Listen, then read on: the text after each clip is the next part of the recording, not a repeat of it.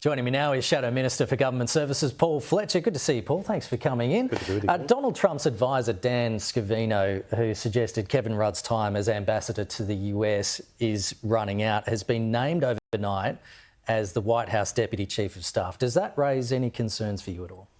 Well, look, we've been very careful in our comments about Kevin Rudd. We've indicated that we think it's important that Australia's ambassador to the United States should be best placed to do his job and serve Australia's interests. I think the question is, we do see a continuing stream of negative comments made by Kevin Rudd in quite personally disparaging terms about President Trump. And so that obviously raises the question whether that impedes his effectiveness as ambassador. That's a question for the Prime Minister and the Foreign Minister to turn their minds to. I hope they are thinking about it. And what exactly are the concerns? Is it access to that inner circle? Can you describe what exactly those concerns are? Well, it's obviously important that Australia's ambassador to the United States is respected and trusted by the administration from the President down as he goes about seeking meetings, making the case in Australia's interests on a whole range of issues, bearing in mind that the United States is our most important security partner. Now, we've been very careful in our comments about Kevin Rudd. We want Australia's ambassador, Mr Rudd, or Dr Rudd, to succeed in advancing Australia's interests. Labor has announced plans to legislate a digital duty of care, but there are concerns that it is being rushed through Parliament without being properly scrutinised. Do you share those concerns? We'll look at the details. We've obviously, when in government, taken a strong position on online safety. We legislated the Online Safety Act in 2021 when I was Minister for Communication. So the Coalition has a strong track record here. Our spokesman, David Coleman, has been clear, and indeed Peter Dutton spoke earlier this year in support of Australia having age verification for young people in their social media accounts, and we do support moves to say that age 16 is the minimum age to have a social media account. Given what we increasingly know about the impacts on young people of social media, the risk of going down into algorithmic pathways of despair.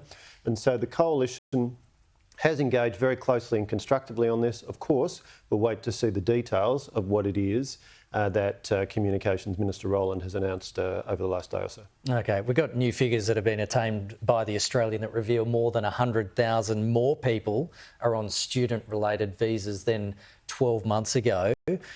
Does this show that the government seems to be struggling to contain numbers?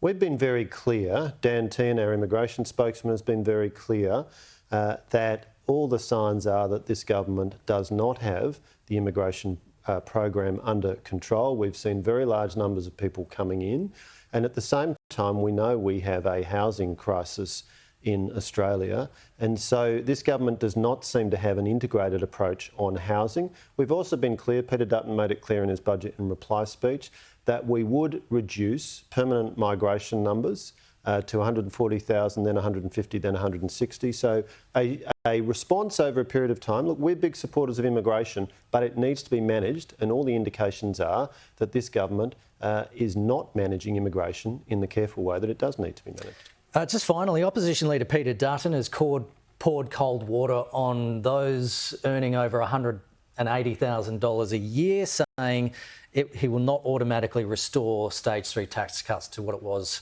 before Labor was elected, instead saying that it will be decided depending on the economy. Are we going to see any tax reforms by the Coalition, including plans to address bracket creep? Well, let's be clear, lower, simpler taxes will always be in the DNA of the Liberal Party and the Coalition.